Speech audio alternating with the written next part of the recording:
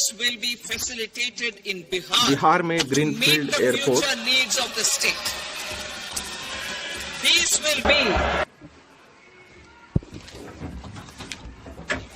project in Mithilanchal.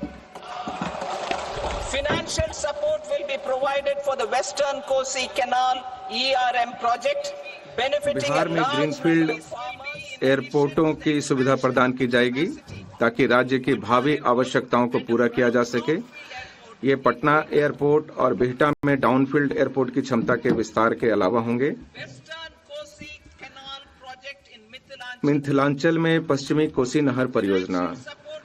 पश्चिमी कोसी नहर ERM वित्तीय सहायता प्रदान की जाएगी, जिससे बिहार के मिथिलांचल क्षेत्र में 50,000 हेक्टेयर से अधिक भूमि पर बड़ी संख्या में खेती करने वाले किसानों को लाभ होगा.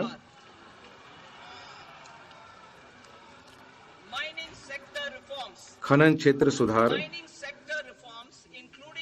सर्वोत्तम पद्धतियों के आदान प्रदान और राज्य खनन सूचकांक की संस्थापना के माध्यम से लघु खनिजों सहित खनन क्षेत्र में सुधार किए जाएंगे. अवशिष्ट पदार्थों से महत्वपूर्ण खनिज प्राप्त करने के लिए एक नीति तैयार की जाएगी.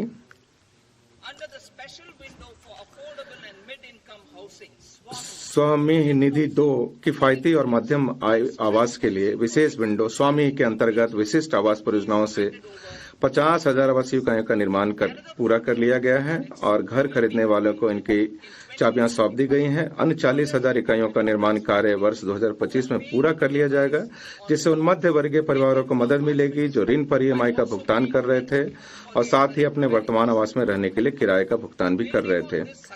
इस सफलता से प्रेरित होकर सरकार बैंकों और निजी निवेशकों के अंशदान के साथ एक मिश्रित वित्तीय सुविधा के रूप में स्वामी निधि 2 बनाई जाएगी. 15,000 करोड़ की इस निधि का लक्ष्य अन्य 1 लाख इकाइयों को शीघ्र पूरा करना है. निजी क्षेत्र के लिए गति शक्ति डाटा PPP को आगे बढ़ाने और परियोजना की रूपरेखा तैयार करने में निजी क्षेत्र की सहायता करने के लिए PM गति शक्ति पोर्टल से संगत डाटा और मानचित्र प्राप्त करने की सुविधा प्रदान की जाएगी.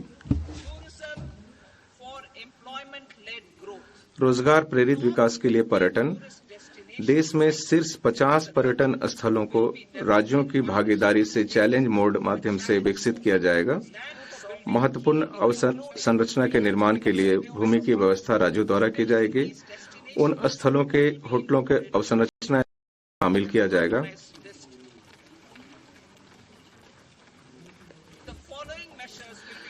रोजगार प्रेरित विकास को सुगम बनाने के लिए निम्नलिखित उपाय किए जाएंगे.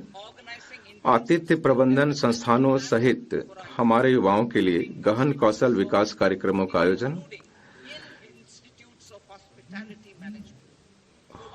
होम स्टे के लिए मुद्रा ऋण प्रदान करना. पर्यटन स्थलों में यात्रा की सुगमता और संपर्क में सुधार करना.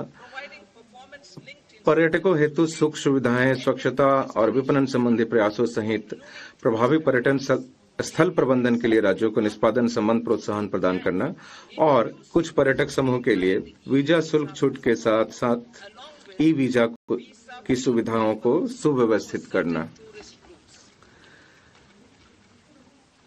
जुलाई के बजट में आध्यात्मिक और धार्मिक महत्व वाले स्थानों पर जोर देने के क्रम को आगे बढ़ाते हुए भगवान बुद्ध के जीवन काल से संबंधित स्थलों पर विशेष ध्यान दिया जाएगा.